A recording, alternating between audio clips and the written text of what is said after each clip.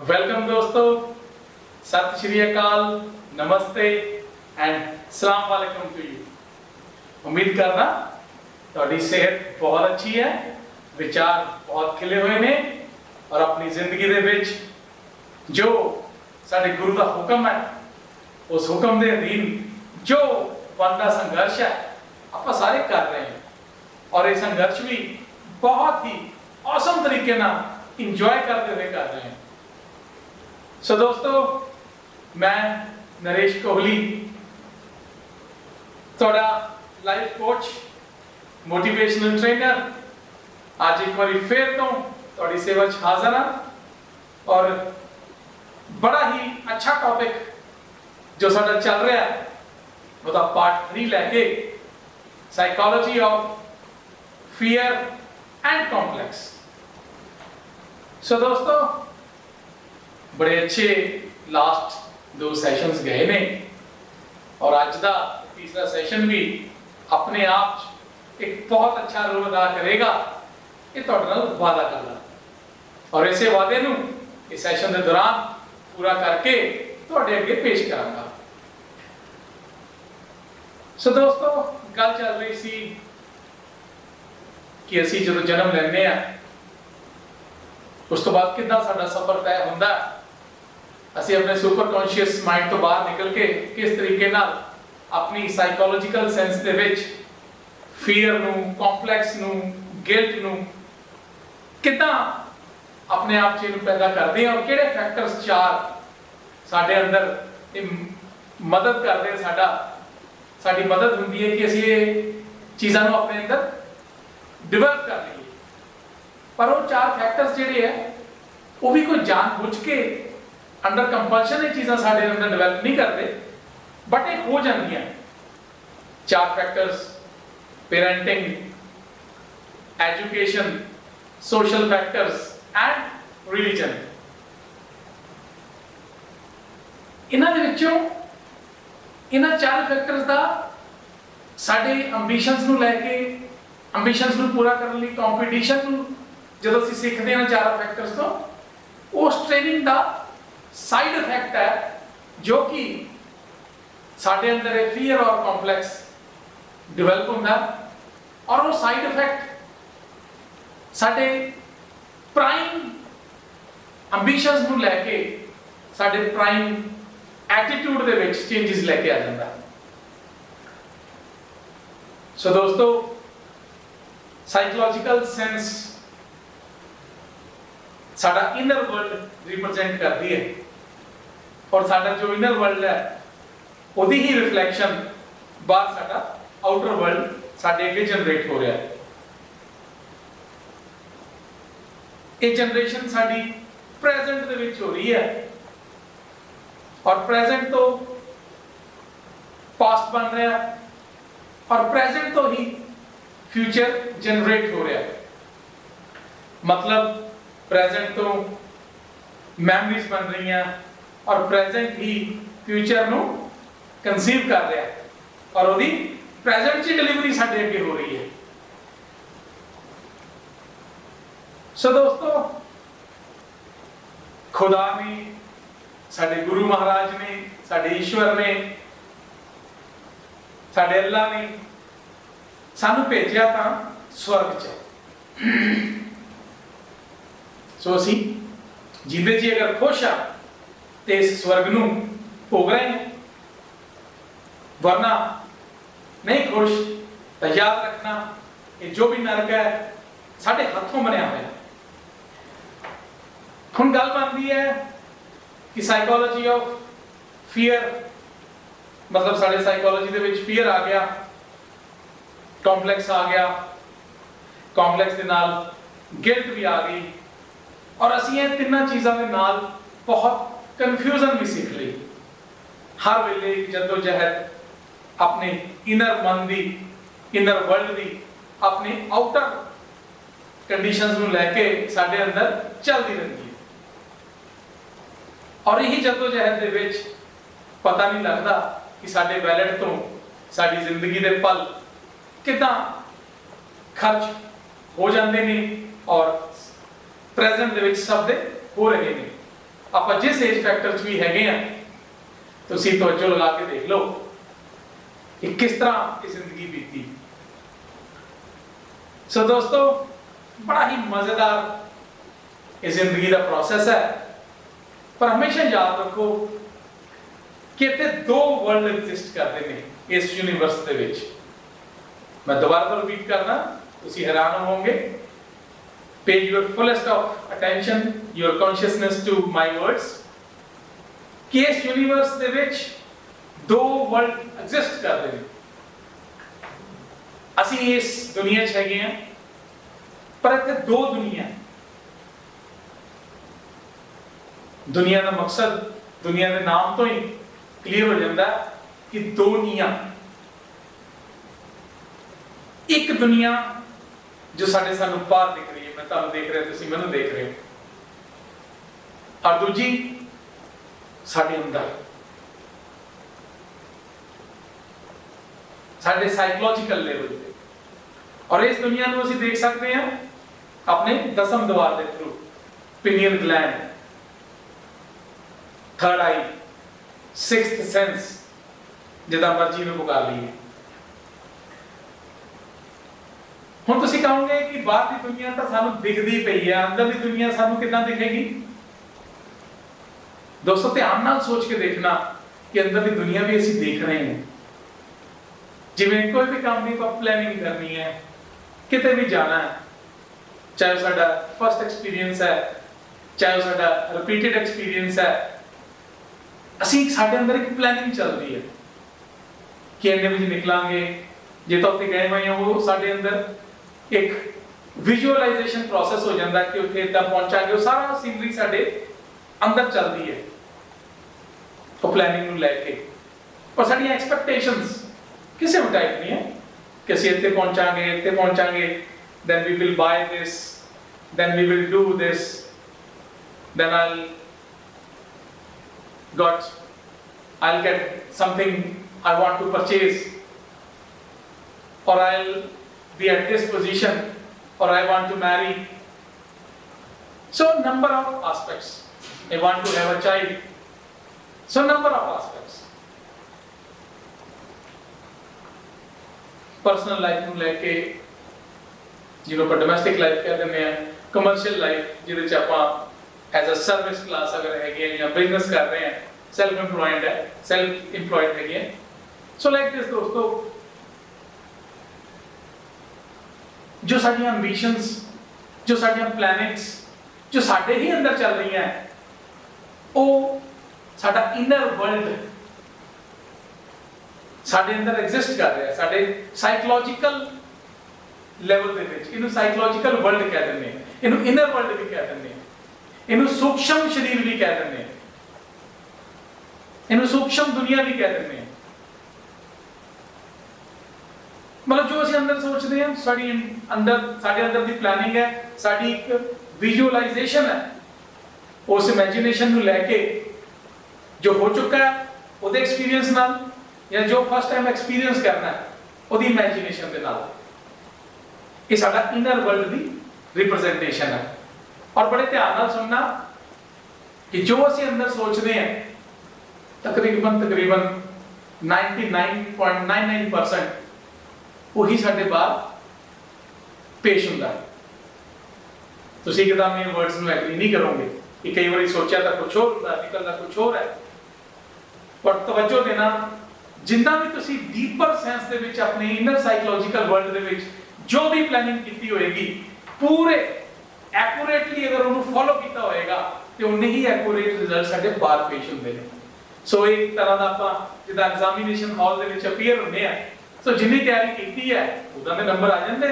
So like this ਦੋਸਤੋ, ਜਿੰਨੀ ਕੁ ਡੈਪਥ ਦੇ ਵਿੱਚ ਅਸੀਂ ਉਹ ਪਿਕਚਰ ਆਪਣੇ ਇਨਰ ਵਰਲਡ ਦੇ ਵਿੱਚ ਦੇਖੀ ਹੁੰਦੀ ਹੈ, ਉਹਦੀ ਪਲੈਨਿੰਗ ਕੀਤੀ ਹੁੰਦੀ ਹੈ, ਔਰ ਜਿੰਨੀ ਵੀ ਸਾਡੀ ਕੌਨਸ਼ੀਅਸਨੈਸ ਉਹਦੇ ਉੱਪਰ ਸਾਡੀ ਵਿਜ਼ਨ ਦਾ ਰੋਲ ਪਲੇ ਕਰ ਰਹੀ ਹੁੰਦੀ ਹੈ, ਜੋ ਵੀ ਅਸੀਂ ਪਰਸੀਵ ਕਰ ਰਹੇ ਹੁੰਦੇ ਆਪਣੀ ਇਨਰ ਵਰਲਡ ਦੇ ਵਿੱਚ, ਜਿੰਨੀ ਡੈਪਥ ਦੇ ਵਿੱਚ ਉਨੀ ਹੀ ਰਿਐਲਿਟੀ ਬਾਹਰ ਆਉਂਦੀ ਹੈ।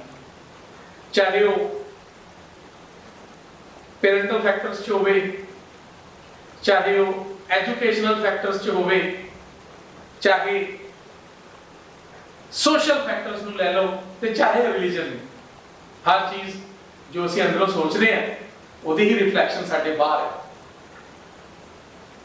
So there are two worlds. Now I suppose everybody will agree with me.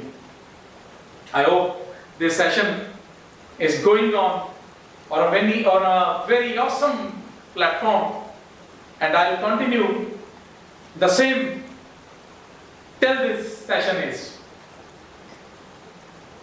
So दोस्तों आज चीज़ां ਤਾਂ क्लियर हो गई कि दो दुनिया मेरे ਜਿਹੜੇ ਲਾਸਟ ਕਈ ਸੈਸ਼ਨਸ ਹੈ ਉਹਦੇ ਵਿੱਚ ਵੀ ਮੈਂ ਕੁਝ ਚੀਜ਼ਾਂ ਐਦਾਂ ਹੀ ਤੁਹਾਡੇ ਅੱਗੇ ਲੈ ਕੇ ਪ੍ਰੈਜ਼ੈਂਟ ਹੋਇਆ, और कुछ चीज़ां मैं जानबूझ के रिपीट करता ताकि कुछ चीज़ां की अगर आप रेपिटेशन करिए ਉਹਦੀ कंटेम्पलेशन करिए ਉਹ ਸਾਡੇ ਅੰਦਰ ਹੋਰ ਹਾਜ਼ਰ ਨਾਜ਼ਰ ਤਰੀਕੇ ਨਾਲ ਵਸ ਜਾਂਦੀ ਹੈ ਔਰ ਸਾਨੂੰ ਉਹਦੀ ਡੈਪਥ ਦੇ ਵਿੱਚ ਸਾਡੀ ਅੰਡਰਸਟੈਂਡਿੰਗ ਹੋਰ ਕਲੀਅਰ ਹੋ ਜਾਂਦੀ ਹੈ।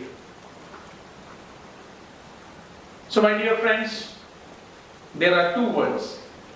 ਹੁਣ ਆਪਾਂ ਗੱਲ ਕਰ ਰਹੇ ਸੀ ਕਿ ਕੁਝ ਲਾਸਟ ਸੈਸ਼ਨ ਦੇ ਵਿੱਚ ਕਿ ਕੁਝ ਰੈਜ਼ੋਲੂਸ਼ਨਸ ਲੈ ਕੇ ਮੈਂ ਤੁਹਾਡੇ ਅੱਗੇ ਪੇਸ਼ ਹੋਵਾਂਗਾ ਕਿ ਆਪਾਂ ਅਣਚਾਹੇ ਆਪਣੀ ਸਾਈਕੋਲੋਜੀ ਦੇ ਵਿੱਚ ਸਾਈਕੋਲੋਜੀਕਲ ਵਰਲਡ ਦੇ ਵਿੱਚ ਆਪਾਂ ਫੀਅਰ ਵੀ ਸ਼ਾਮਿਲ ਕਰ ਲਿਆ ਔਰ ਆਪਾਂ ਕੰਪਲੈਕਸ ਵੀ ਸ਼ਾਮਿਲ ਕਰ ਲਿਆ, ਗਿਲਟ ਵੀ ਸਾਡੇ ਅੰਦਰ ਆ ਗਈ, ਕਨਫਿਊਜ਼ਡ ਵੀ ਰਹਿਣ ਲੱਗ ਗਏ ਔਰ ਇਹ ਸਾਰੀਆਂ ਚੀਜ਼ਾਂ ਦੇ ਨਾਲ ਤਰ੍ਹਾਂ ਤਰ੍ਹਾਂ ਦੇ ਨੈਗੇਟਿਵ ਫੈਕਟਰਸ ਵੀ ਸਾਡੇ ਅੰਦਰ ਡਿਵੈਲਪ ਹੋਣ ਲੱਗ ਗਏ। डिप्रेशन हो गया, एंजाइटी हो गई, number of disease factors. What is the resolution for this? ये जो बाहर किवें निकलना बड़ा सौखा है पर डायनामिक है, एक हायरार्की है कि ना साइकोलॉजिकल फियर दे विचों, कॉम्प्लेक्स दे विचों, गिल्ट दे विचों, कंफ्यूजन चों ਆਪਾਂ ਬਾਹਰ ਕਿਵੇਂ ਨਿਕਲਣਾ। दोस्तों याद रखना, हर चीज जो भी सानू मिली है वो साडे जन्म तो बाद ही मिली है। आज तक बड़े फ्रेशनेस विच सी, बड़े ऑसम एटमॉस्फेयर विच सीगे, बट इत्थों ही सीखी है। किदां सीखी है? रिपीटेडली वही चार फैक्टर्स ਨੂੰ ਆਪਾਂ बार-बार सुन के, देख के, लिख के, पढ़ के, मतलब अपनी कॉग्निटिव फाइव सेंसेस जो साडियां हैगियां इन्हां तो ही ਆਪਾਂ सारा कुछ सीखिया, पर बार-बार रिपीट होया। पेरेंटल फैक्टर्स च भी, एजुकेशन फैक्टर्स भी सारा साल कोई चीज़ां पढ़ के टर्मिनल एग्जाम्स फिर फाइनल एग्जाम्स देते, प्रमोट होके अगे गए, अगले साल फिर वही चीज़ां रिपीट हुईयां, उस तो मतलब upgrade version they which. So like this साडा एजुकेशन प्रोसेस कंप्लीट हुंदा गया। ਇਹਦੇ ਦੌਰਾਨ ਹੀ ਆਪਾਂ ਆਪਣੇ ਐਂਬੀਸ਼ਨਸ ਜੋ ਸਾਡੇ ਅੰਦਰ ਪਾਲੀਆਂ ਅਸੀਂ ਉਹਨਾਂ ਦੇ ਪ੍ਰਤੀ ਵੀ ਸਾਡਾ ਵਿਜ਼ਨ, ਸਾਡੀ ਡੈਪਥ ਹੋਰ ਮਤਲਬ ਮੈਂ ਕਹਿ ਸਕਦਾ ਕਿ ਅਸੀਂ ਉਹਦੇ ਵਿੱਚ ਹੋਰ ਸੀਰੀਅਸ ਹੁੰਦੇ ਗਏ। ਹੁਣ ਦੋਸਤੋ ਐਦਾਂ ਦੇ ਸਿਮਿਲਰ ਪ੍ਰੋਸੈਸ ਦੇ ਨਾਲ ਸਾਡਾ ਸਾਈਕੋਲੋਜੀਕਲ ਵਰਲਡ डिटॉक्सिफाई करना पड़ेगा। डिटॉक्सिफाई मतलब सफाई करनी पड़ेगी। Now today NBK talks are like a detox for your psychological world. This is a quote which I have generated now just in this live session. So what I mean to say, the process is very dynamic to detox our psychological world. Just we have to start with, सानू शुरू करना पड़ेगा। जब जागो तभी सवेरा। सब तो पहला फॉर्मूला है कि जिहड़ियां ये दो दुनिया है, दो वर्ल्ड्स है, इहदे चों तुहानू समझ आ गया कि जो बाहर है पहला साडे अंदर है। ਇਹਦਾ मतलब साडे अंदर सानू एक मैसेज कंसीव करना पड़ेगा, एक आइडिया डेवलप करना पड़ेगा, अपने मन को धारण करके अपने ब्रेन नू, इंटेलेक्ट नू डायरेक्शंस देनियां पैणगियां।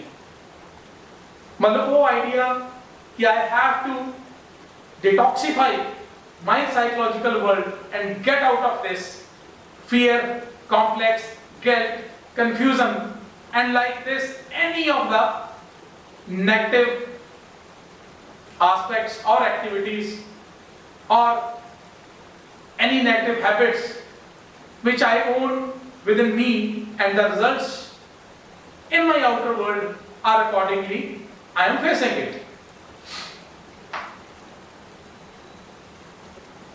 ਹੁਣ ਦੋਸਤੋ अपने इनर वर्ल्ड को आप सोच लिया,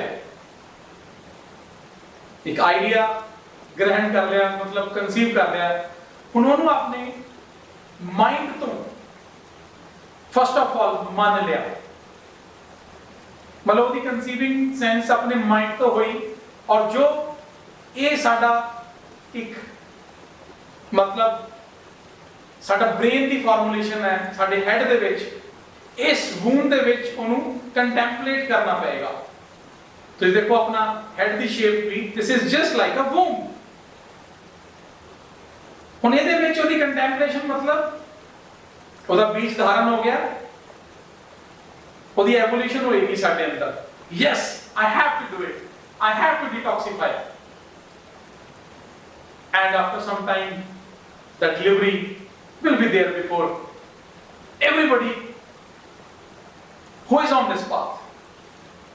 दोस्तों मैं भी इस रास्ते पे चल रहा है, जिंदगी बड़ी मजेदार है, स्वर्ग च आए हैं, कुछ एक चीज़ां हर बंदा आगे बदल ले, कभी गलत भी कर दिंदा, so failures are the stepping stones towards the success। और असली सक्सेस जो है साडे साइकोलॉजिकल वर्ल्ड दी है, क्योंकि जो इत्थे है वही बाहर है। हुण आपां रेजोल्यूशन की गल कर रहे हैं कि तो बाहर निकलना है, आइडिया कंसीव हो गया, स्टेप्स आते हैं। सब तो पहला लेट इट गो, जिन्हों पर लेट गो कह देंगे, फिर क्यों है जो होना सी हो गया। उन पास्ट में जो मेमोरीज ने जो भी अच्छी हैं वो तो ਅਸੀਂ खुश हो सकते हैं, वो साडे अच्छे मोरल्स ਨੂੰ, साडे वर्चुअल साइकिल ਨੂੰ ਹੋਰ रिपीट कर सकती हैं मेमोरीज। और अगर कुछ मेमोरीज अच्छी नहीं भी ने उन्हें खत्म करना है, तो वो मेमोरीज की एग्जीक्यूशन करनी पड़ेगी अपने इंटलैक्चुअल वर्ल्ड दे विच। और इंटलैक्चुअल जो एग्जीक्यूशन होएगी साडे माइंड दे विच भी एग्जीक्यूशन हो जाएगी, मतलब उदा भार हल्का करना, तो let go. If I am wrong it's okay, improve it. If the other party is wrong it's okay, forgive him. हुण इत्थे आके लेट गो दे विच अपनी एक्सपेक्टेशंस नूं सीमित करना पड़ेगा, लिमिटाइज करना पड़ेगा। Infinite expectations always leads to fear followed by complex, guilt, confusion.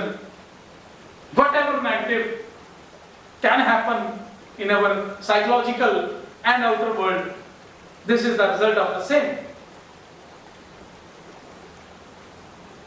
So expectations ਨੂੰ लिमिटाइज जितना ही करांगे, let go ਦਾ process बहुत अच्छा एग्जीक्यूट हो जाएगा। सो देखोगे कि अपने साइकोलॉजिकल वर्ल्ड ਦੇ ਵਿੱਚ ਪਾਸਟ ਨੂੰ ਲੈ ਕੇ ਜਿੰਨੀਆਂ ਅੱਛੀਆਂ ਮੈਮਰੀਜ਼ ਹੈਗੀਆਂ ਉਹਨਾਂ ਨੂੰ ਹੀ ਆਪਾਂ ਰਿਟੇਨ ਕਰੀਏ, ਬਾਕੀ ਸਭ ਜਿੱਦਾਂ ਹੀ ਲੈਟ ਗੋ ਕਰਦੇ ਜਾਵਾਂਗੇ, ਉਹ ਇਨਸੀਡੈਂਟਸ ਜੋ ਇਵੈਂਟਸ ਸਾਡੇ ਅੰਦਰ ਸਟੋਰਡ ਪਏ ਨੇ, ਜਿਨ੍ਹਾਂ ਦਾ ਭਾਰ ਸਾਡੇ ਅੰਦਰ ਹੈ, ਜਦੋਂ ਹੀ ਉਹ ਇਵੈਂਟਸ ਦੀ ਐਗਜ਼ੀਕਿਊਸ਼ਨ ਹੋਏਗੀ ਭਾਰ ਤੋਂ ਬਾਹਰ ਆ ਜਾਣਾ। बेशक वो अपने लिए है, बेशक वो दूसरे लिए है।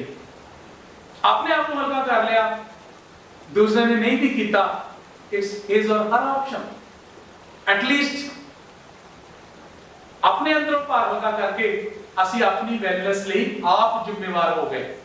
जिदा सवारी अपने समान की आप जिम्मेवार होती है, सो अपनी वैलनेस भी ਅਸੀਂ अपनी जिम्मेवारी ते ही मेंटेन करते हैं। कोई दूसरा ਇਹਦੇ कुछ नहीं कर सकता, डिस्टर्बेंस तो दे सकता है बट इनू ठीक नहीं कर सकता। इनू रेक्टिफाई करना, इहदी डिटॉक्सिफिकेशन साडे अपने हाथ है।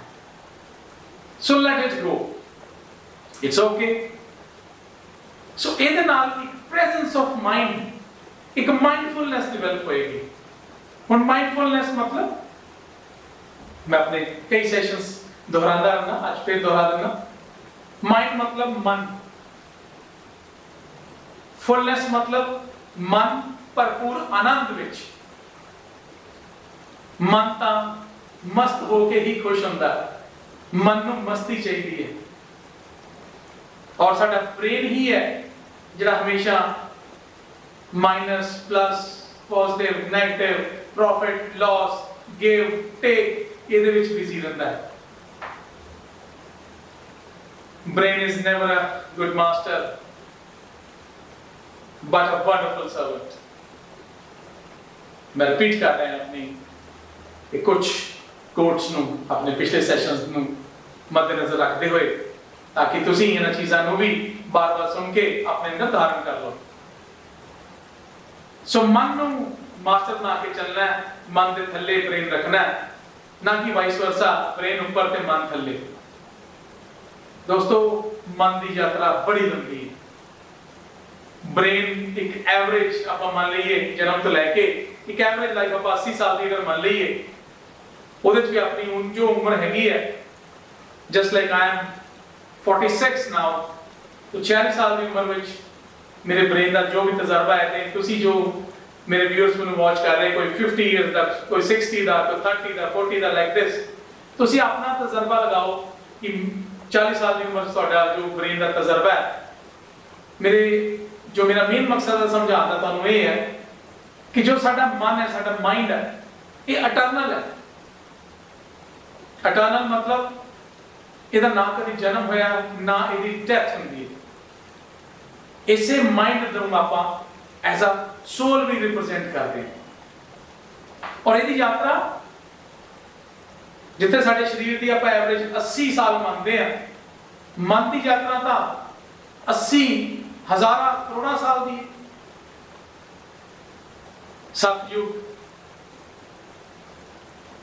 सतयुग तो बाद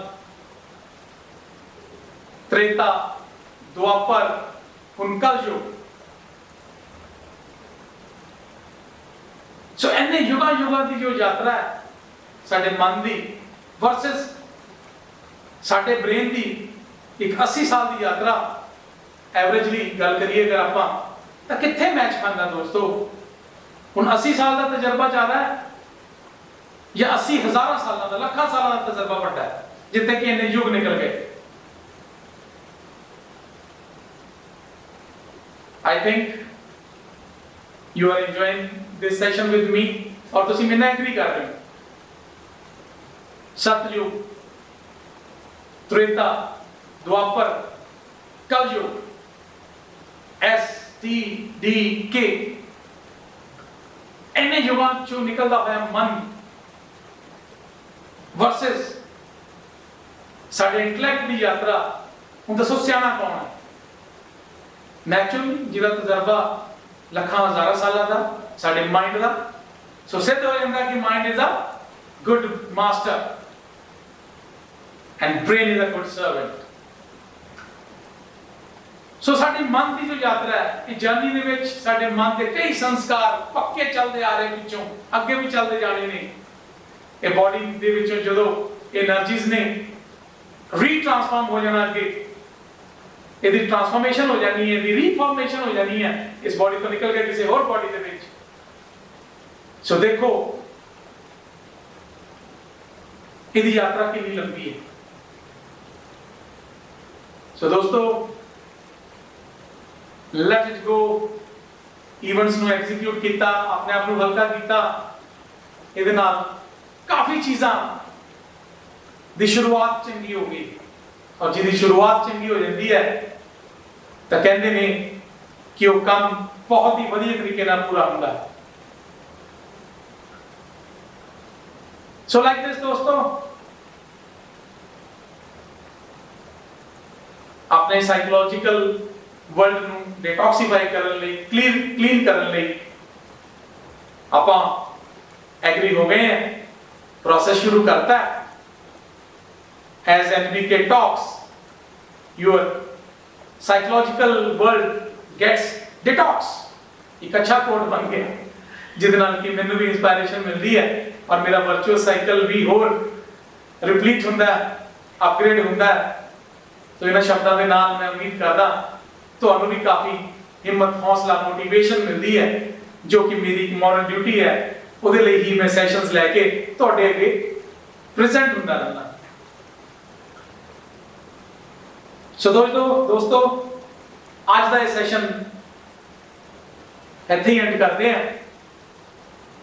ਕੁਝ ਇੱਕ ਹੋਰ ਪ੍ਰੋਸੈਸਸ ਲੈ ਕੇ ਰੈਜ਼ੋਲੂਸ਼ਨ ਦੇ ਨੈਕਸਟ ਸੈਸ਼ਨ ਦੇ ਵਿੱਚ ਤੁਹਾਡੇ ਅੱਗੇ ਜਲਦੀ ਪੇਸ਼ ਹੋਵਾਂਗਾ। ਇਹ ਸੈਸ਼ਨ ਨੂੰ ਹੋਰ ਲੰਬਾ ਨਹੀਂ ਕਰਦੇ